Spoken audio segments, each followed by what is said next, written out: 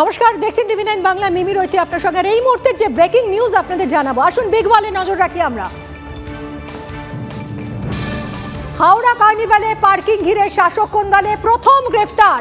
গতকাল আমরা দেখেছি টান টান নাটকীয়তায় হাওড়া কার্নিভালকে কেন্দ্র করে বন্ধ করে দেওয়া হয়েছিল কার্নিভাল। পরে মুখ্যমন্ত্রীর নির্দেশে তা আবারও গতকাল থেকে শুরু করা হয় এবং এবার সেই অশান্তি ঘিরেই শাসক কোন্দলে জোড়া গ্রেফতার। রাজ জালান এবং আকাশ দত্তকে গ্রেফতার করেছে জগাছা থানার পুলিশ। কার্নিভালে অশান্তি ছড়ানোর অভিযোগেই গ্রেফতার করা হয়েছে এদের। আরও কথা বলবো, আমাদের প্রতিনিধি সুব্রত রয়েছেন, সুব্রত বন্দ্যোপাধ্যায়। সুব্রত, কি জানা যাচ্ছে এই দুজনকে গ্রেফতার করা হয়েছে সুনির্দিষ্টভাবে, কি অভিযোগে?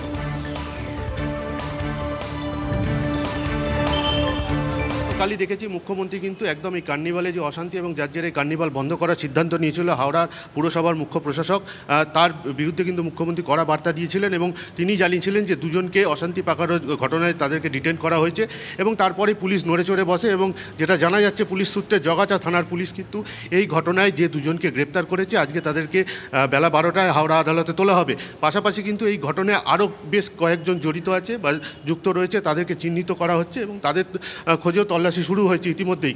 তবে এই হাওড়া কার্নিভালে যে অশান্তি শুরু হয়েছিল তার কিন্তু জল অনেক দূর পর্যন্ত গড়িয়েছিল এবং আমরা যেটা জানি, গতকাল দেখেছি মন্ত্রী অরূপ বিশ্বাসকে দায়িত্ব দেওয়া হয়েছিল, তিনি কিন্তু ঘটনাস্থলে এসে দুই পক্ষকে মিলিয়ে দিয়েছিলেন এবং তারপরেও কিন্তু পরিস্থিতি এখন স্বাভাবিক হলেও কিন্তু ভেতরে একটা চাপা উত্তেজনা রয়েছে। মিমিদি, সঙ্গে থাকো সুব্রত। আমরা একবার শুনবো যে গতকাল যেভাবে বচসা হাতাহাতিতে জড়িয়ে পড়েছিলেন রাজ্যের প্রতিমন্ত্রী মনোজ তিওয়ারি, তারপর কি বলেছেন তিনি। অন্যদিকে আরেক গোষ্ঠীর কার্নিভাল বন্ধের সিদ্ধান্ত নিয়েছিলেন যিনি পুর প্রশাসক সুজয় চক্রবর্তী, তারই বা কি বক্তব্য? এরপর কি পরিস্থিতি স্বাভাবিক হলো? হয়েছে তো। পার্কিংয়ের ইস্যুটা আমার কানে যখন এলো তখন ওই পার্কিংয়ে কে তুলছে সেটা নিয়ে আমি গেছিলাম, কিন্তু আমার জন্যে কার্নিভালটা বন্ধ হয়নি। এখন লোকেরা মিথ্যে প্রচার করে যাচ্ছে যারা আমার অ্যান্টি হয়ে আছে। দিদির ভাবমূর্তি নষ্ট হচ্ছে না কেন? এই যে সংস্থাকে মৌখিকভাবে দেওয়া হয়েছিল সে তো টাকা নিজের জন্য তোলা হচ্ছে, এবার কার কার কাছে যাচ্ছিল সেটা তো আমরা জানি না। সরকারের কাছে তো একটাও পয়সা যাচ্ছে না। আমি ভালো কাজ করছি, লোকেরা আমায় পছন্দ করছে, এবার কার হজম হচ্ছে কার হচ্ছে না সেটা তার ব্যক্তিগত প্রবলেম। ইমেজটাকে যদি টার্গেট করা হয় তখন ওরা ভাববে কি বাকিরাও এর আগে হয়তো পালিয়ে গেছিলো, এখন মনোজও পালিয়ে যাবে। কিন্তু আমি সবাইকে বলে দিতে চাই, মনোজ কিন্তু পালানোর ছেলে নয়।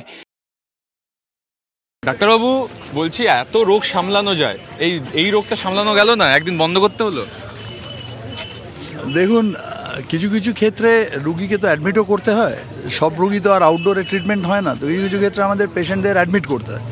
তো এটা সেরকম ধরে নিন, সব পেশেন্টকে আউটডোরে সামলানো যায় না, তো এরকম অ্যাডমিশনের মতো এটা কেস হয়েছিল। অ্যাডমিশনের পর অপারেশন কি সাকসেসফুল? একদম।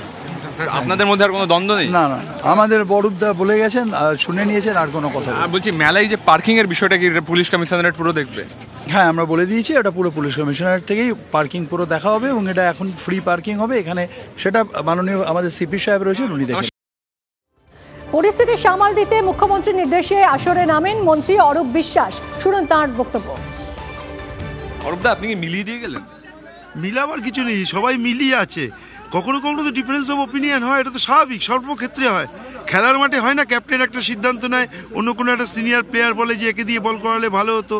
ফুটবলে যদি কেউ বলে যে একটু পিছিয়ে খেললে ভালো হতো, অ্যাটাকিং গেলে ভালো হতো, কেউ বললো না ডিফেন্সিভ খেললে ভালো হতো। এ তো খেলার মাঠেও আছে, সর্বক্ষেত্রেই আছে। ডিফারেন্স অফ অপিনিয়ন থাকে, মিটে গেছে।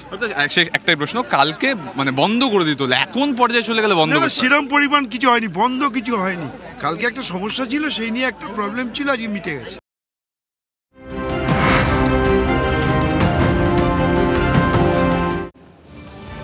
ইস্তফার দলীয় হুইপ মানলেন না সুবল মান্না। কাঁথি পুরসভার চেয়ারম্যানকে সরাতে শেষ পর্যন্ত অনাস্থা প্রস্তাব আনার সিদ্ধান্ত নিল জেলা তৃণমূল। সুবল মান্নার বিরুদ্ধে আজই অনাস্থা প্রস্তাব আনা হতে পারে বলে দলীয় সূত্রে খবর। বৃহস্পতিবার রাতেই তৃণমূল কাউন্সিলরদের নিয়ে বৈঠক করেন জেলা সভাপতি পীযূষ পান্ডা। মোট 16 জন কাউন্সিলরের সমর্থন মিলেছে বলে দাবি জেলা তৃণমূলের। সম্প্রতি শিশির অধিকারীকে প্রণাম করে গুরুদেব সম্বোধন করেন সুবল মান্নার। এরপরই কাঁথি পুরসভার চেয়ারম্যানকে ইস্তফার নির্দেশ দেন তৃণমূল নেতৃত্ব। তবে এ নিয়ে কোনো প্রতিক্রিয়া জানাতে চাননি সুবল মান্না। তার দাবি, তিনি কোনো চিঠি পাননি।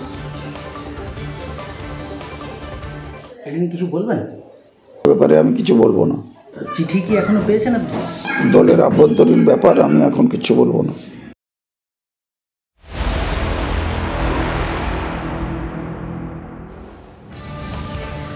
সারা দেশে ইন্ডিয়া থাকবে, বাংলায় লড়বে তৃণমূল। বিজেপি বিরোধী লড়াইয়ে পথ দেখাবে তৃণমূলই, অন্য কোনো দল নয়, ইঙ্গিতপূর্ণ বার্তা তৃণমূল সুপ্রিমোর। বাংলায় একলা লড়ার ইঙ্গিত তৃণমূল নেত্রী, জল্পনা তুঙ্গে। ইন্ডিয়া জোট সারা ভারতবর্ষ থাকবে, আর বাংলায় তৃণমূল কংগ্রেস লড়াই করবে। মনে রাখবেন, বাংলায় তৃণমূল কংগ্রেসই বিজেপিকে শিক্ষা দিতে পারে, সারা ভারতবর্ষকে পথ দেখাতে পারে, অন্য কোনো পার্টি নয়। আর এই নিয়ে কি বলছে বাম বিজেপি, শুনুন সুজন চক্রবর্তী এবং সুকান্ত মজুমদারের প্রতিক্রিয়া। খরচ করে বিজেপি বিরোধী লড়াই এমন দেখিয়েছেন যাতে বিজেপির সুবিধে হয়। যেখানে তৃণমূল নেই সেখানে ভোটের সময়তে তৃণমূল গজিয়ে তুলে বিজেপি বিরোধী ভোটটাকে ভাগ করে দেওয়া, বিজেপিকে সাহায্য করার মতন বিজেপি বিরোধী লড়াই, সেটা মমতা ব্যানার্জি এর আগেও দেখিয়েছে। উনি বলছেন যে বিজেপিকে ঠেকাবে তৃণমূল, বলা উচিত ছিল বিজেপি যে এনেছে পশ্চিমবাংলায় তৃণমূল, পশ্চিমবাংলায় যেখানে তৃণমূল আছে সেখানে উনি একা লড়বেন, আর যেখানে তৃণমূল নেই সেখানে উনি নাকি যৌথভাবে লড়বেন। এসব কথার কোনো মানে আছে? আমাদের মুখ্যমন্ত্রী তো প্রমাণ করে দিয়েছেন যে ওই জোটের ভবিষ্যৎ কি। প্রধানমন্ত্রী হওয়ার ওই জোট থেকে কোনো সম্ভাবনা নেই বলেই তো উনি মল্লিকা অর্জুন খড়গের নাম সামনে দিয়ে দিয়েছে। খড়গে তুই মর্গে, আমি নেই।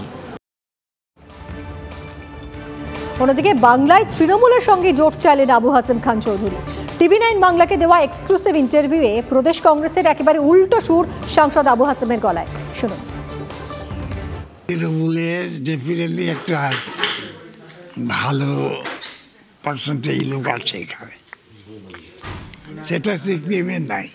আমাদের লোককে বলছি কি যদি জোটা এরকম করে করতাম, সেই স্ট্যান্ডটা তৃণমূলের আছে সেটা সিপিএমের নেই।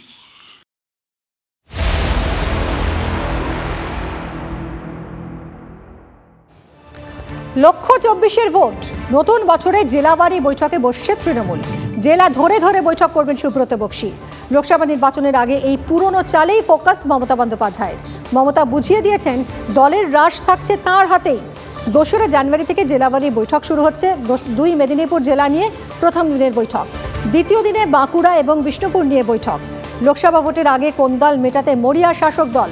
যেখানে বিবাদের খবর উঠে আসছে সেখানেই হস্তক্ষেপ করছেন রাজ্য সভাপতি। দল ও প্রশাসনে অভিজ্ঞদেরই এগিয়ে দিচ্ছেন মমতা। সবাইকে আবেদন করব, যদি কেউ এখনো দুঃখ করে ঘরে বসে থাকেন লোকাল ঝগড়ার জন্য, তাকে ডেকে নিয়ে আসুন। আমি কোনো ঝগড়া অ্যালাউ করব না। ছাত্র যুবককে প্রায়োরিটি দিয়ে নিয়ে আসতে হবে, সিনিয়র লিডারদের যোগ্য মর্যাদা দিতে হবে। এটা আমি বারবার বলছি। পুরনো চাল কিন্তু ভাতে বাড়ে, আর নতুন চাল আগে বাড়ে। দুটো চালকেই আমার দরকার, পুরনোকেও দরকার, নতুনকেও দরকার। আর এই নিয়ে শুরু হয়েছে রাজনৈতিক তরজা। কে কি বলছেন শুনুন। কুণাল ঘোষ, শ্রমিক ভট্টাচার্য, মোহাম্মদ সেলিম, 3 জনের প্রতিক্রিয়া শুনুন। একাধিক প্রজন্ম তৃণমূলে মমতা বন্দ্যোপাধ্যায় তৈরি করে দিয়েছেন। তাদের এক এবং ঐক্যবদ্ধ সুসংগত পরিবার তৃণমূল লড়বে। মুখ্যমন্ত্রী বলেছেন সিনিয়রদের সম্মান দেওয়া আমরা সবসময় দিই। এই যে প্রবীণদের সঙ্গে নবীনদের সুষম মেলবন্ধন করে তৃণমূল পরিবারকে এগিয়ে নিয়ে যাওয়ার বার্তা তিনি দিয়েছেন, পুরোদস্তুর স্বাগত জানাচ্ছি। তার মানে তিনি নিজে মর্যাদা পাচ্ছেন না, তার জন্য আমাদের কিছুটা সমবেদনা থাকতে পারে, কারণ তিনি বৃদ্ধ শাহজাহানের মতো অরঙ্গজেবের হাতে আজকে বন্দী আছেন। এই জন্য এখন তারা মনে করেছে বয়স্কদের প্রতি সম্মান জানাতে হবে। আসলে নিজের প্রতি তিনি এখন দৃষ্টি আকর্ষণ করছেন। সেই বার্তা পেয়েই তো হয়তো শিশির অধিকারীকে প্রণাম করে ফেলেছিলেন তৃণমূল কংগ্রেসের চেয়ারম্যান, তারপরই দল থেকে বহিষ্কৃত হয়ে গেছেন। শ্রদ্ধা, সম্ভ্রম, ভালোবাসা, সম্মান, এগুলো তৃণমূলের ডিকশনারিতে নেই।